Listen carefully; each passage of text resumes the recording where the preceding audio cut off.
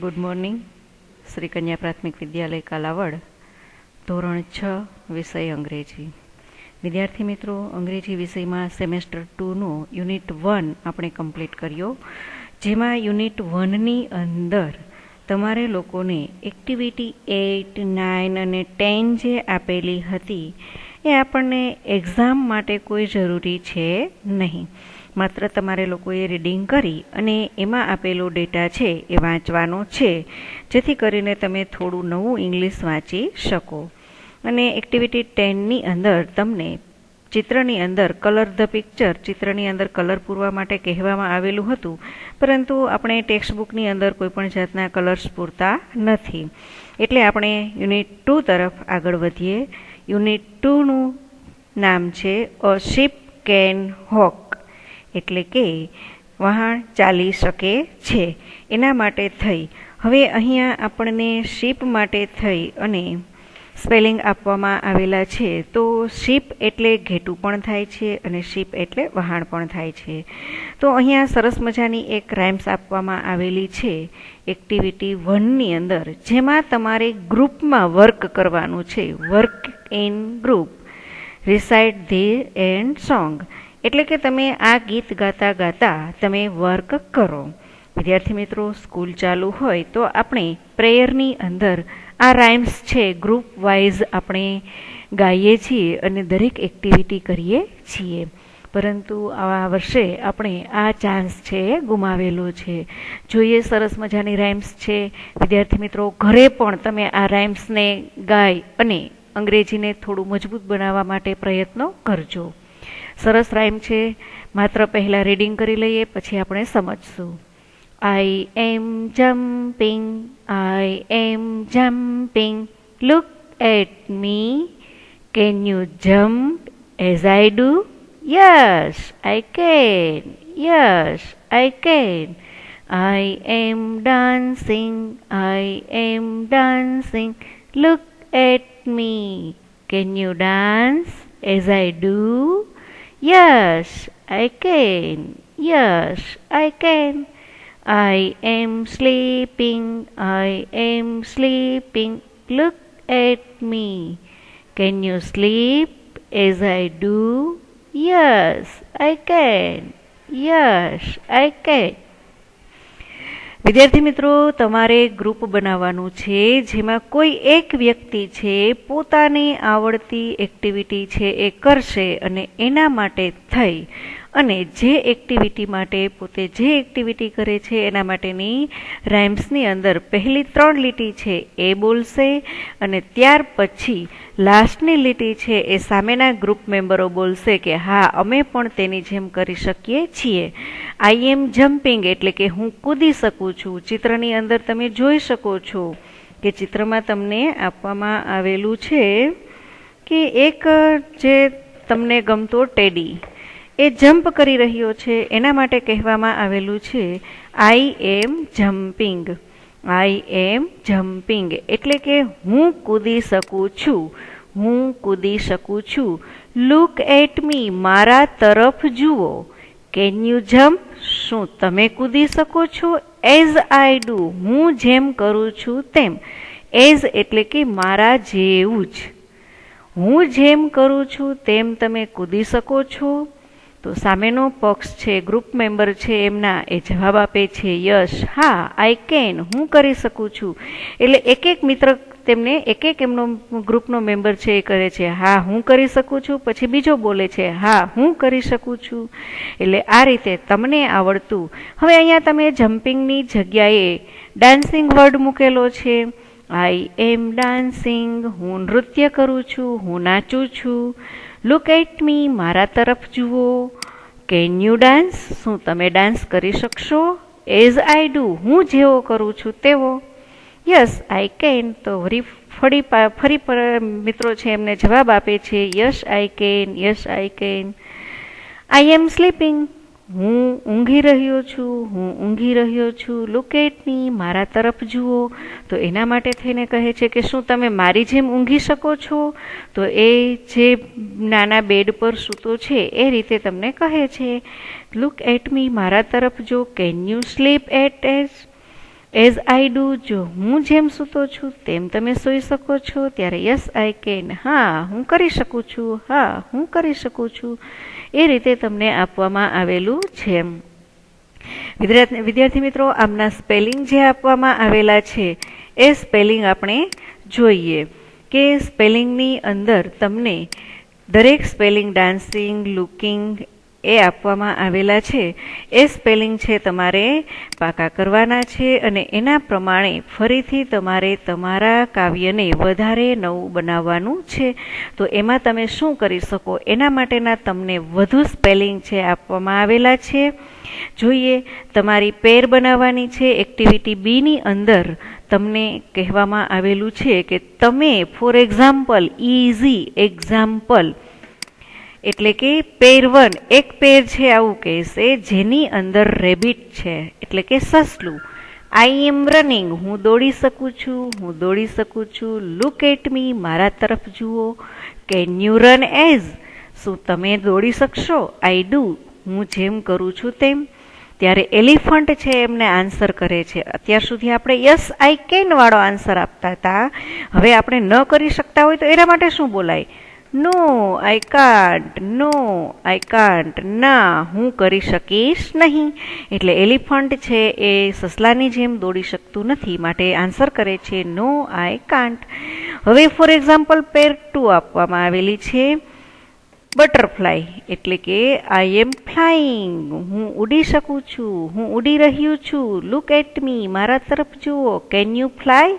હવે વિદ્યાર્થી મિત્રો, દરેક સ્પેલિંગને આઈએનજી લગાવવામાં આવેલા છે. એ આઈએનજી દૂર કરી એનો પ્રોપર સ્પેલિંગ, પ્રોપર વર્બ છે ફ્લાય, એ આપણે લખવાનો રહેશે 3 સેન્ટેન્સની અંદર.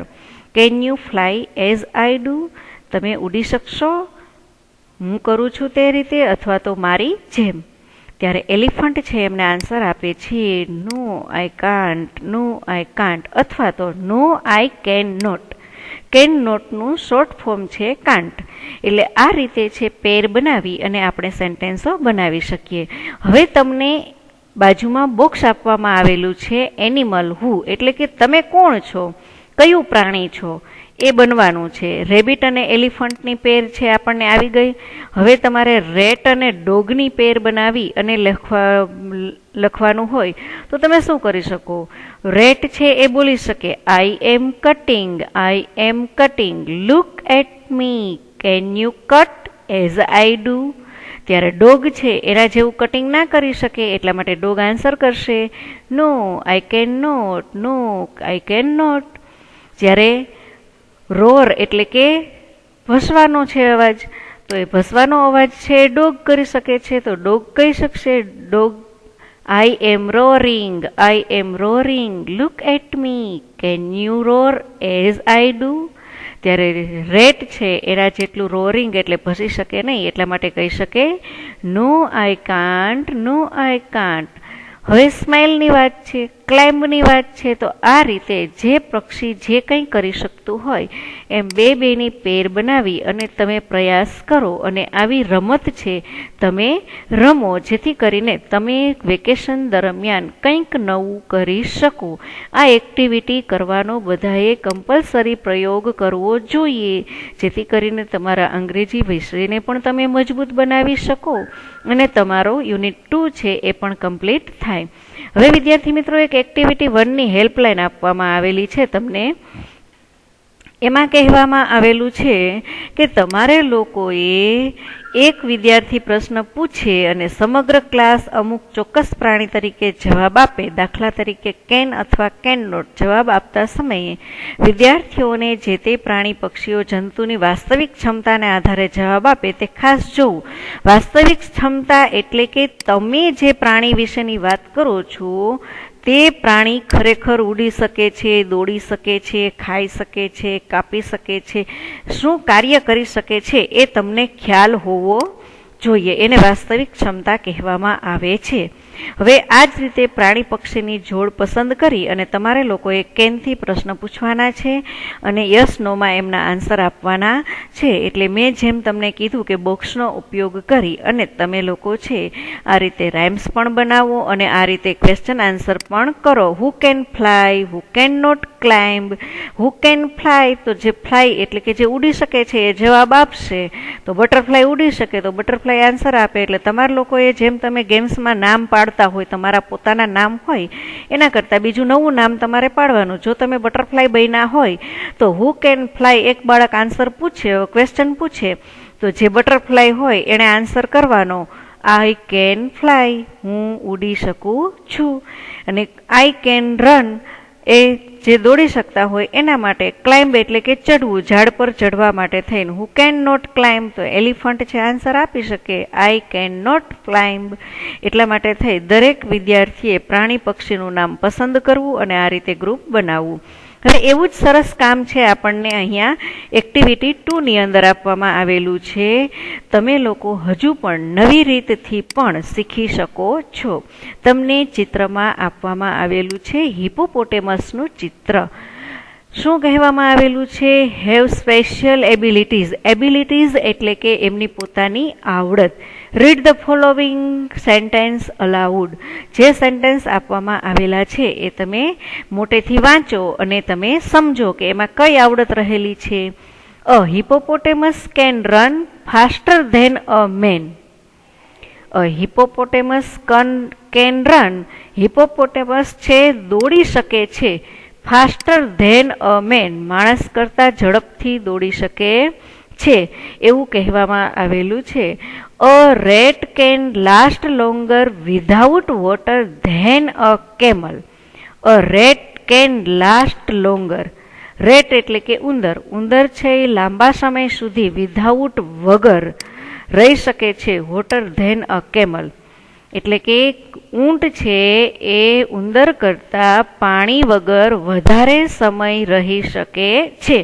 અહીંયા વિદ્યાર્થી મિત્રો ડિગ્રીનો યુઝ કરવામાં આવેલો છે, જે તમારે ધોરણ 7 અને ધોરણ 8 ની અંદર શીખવાની છે.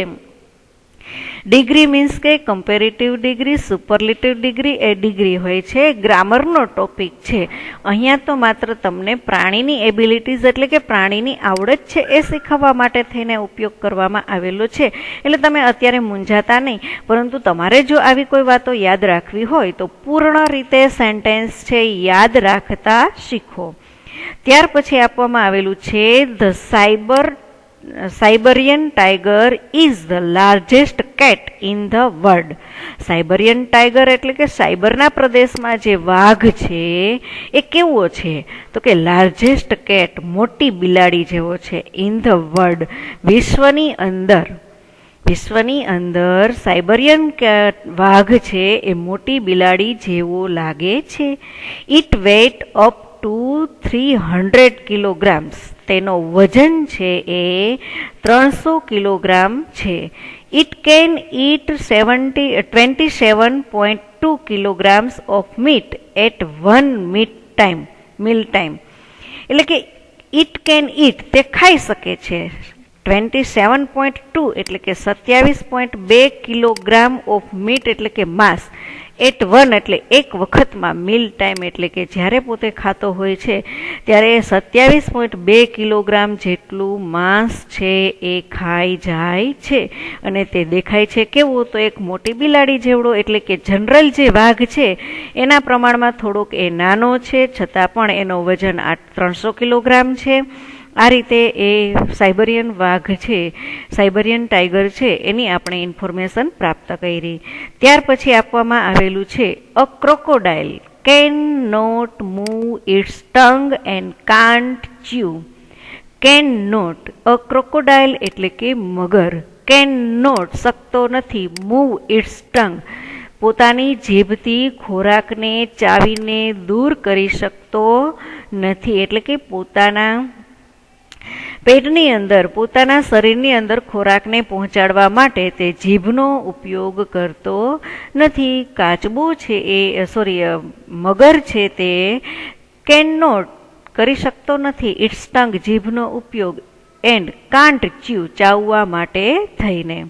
ત્યાર પછી આપવામાં આવેલું છે, આપણે ચિત્ર જોઈએ છીએ. એન્ટનું ચિત્ર છે. The ant can lift 15 times it own weight. The ant can કીડી કરી શકે છે. લિફ્ટ એટલે કે ચડ ઉતર 50 વખત ઇટ્સ ઓવન વેટ પોતાના વજન પ્રમાણે. પોતાની સાથે વજન છે એ કેટલું લે છે કે પોતાના જેટલા જ વજનની વસ્તુ છે એ લઈ અને એ ચડ ઉતર કરી શકે છે, જગ્યા છોડી શકે છે. ત્યાર પછી ચિત્ર આપવામાં આવેલું છે. The forest mammal dolphin can swim up to 56 km/h. એટલે કે ડોલ્ફિન નામની ફિશ છે તે ધ ફાસ્ટેસ્ટ મમલ્સ ઝડપથી તરી શકતું હોય. તો એવું કોણ છે? તો કે ડોલ્ફિન કેન સ્વિમ. ડોલ્ફિન તરી શકે છે કેટલું? તો કે 56 કિલોમીટર સુધી પર અવર, 1 કલાકની અંદર. 1 કલાકની અંદર ડોલ્ફિન 56 કિલોમીટર સુધીનું તરવાનું કાર્ય કરી શકે છે. એટલે ઝડપીમાં ઝડપી શું છે એના માટે આ નોલેજ ક્વેશ્ચન છે. તમારી પાસે જનરલ નોલેજના ક્વેશ્ચનો અંગ્રેજીની અંદર બનાવવા હોય તો આ રીતે તમે બનાવી અને પૂછી શકો છો. હવે લાસ્ટમાં એક પ્રાણી આપણને આપવામાં આવેલું છે જે તમે જોઈ શકો છો, જેનું નામ છે, હવે તમે ખ્યાલ આવી જ ગયો હશે કયું પ્રાણી છે. તો આપણને અહીંયા આપવામાં પણ આવેલું છે. A giraffe can clean its ear with its 21 inch long tongue. Giraffe છે એ પોતાના કાન સાફ કરી શકે છે. કેવી રીતે? તો કે પોતાની 21 inch લોંગ ટંગ, 21 ઇંચ લાંબી જીભથી. એટલે આપણને માહિતી એ મળે છે કે જીરાફની જીભ છે તે 21 ઇંચ લાંબી હોય છે, જેના આધારે એ પોતાના કાન છે એ સાફ કરી શકે છે. હવે વિદ્યાર્થી મિત્રો, આજના લેક્ચરની અંદર આપણે એક્ટિવિટી 1, એક્ટિવિટી 2 કમ્પ્લીટ કરેલી છે. વિદ્યાર્થી મિત્રો, તમારે લોકોએ રાઇમ્સ રેડી કરવાની છે. એમની એક્ટિવિટી, એમના સ્પેલિંગ બધું રેડી કરજો, જેથી કરીને એકમ કસોટીની અંદર આપણને રાઇમ્સ પૂછવામાં આવે તો આપણે કરી શકીએ. બાકીનું હોમવર્ક છે તમને PDF પેજમાં મળી જશે. આજના લેક્ચરમાં આટલું જ. Thank you.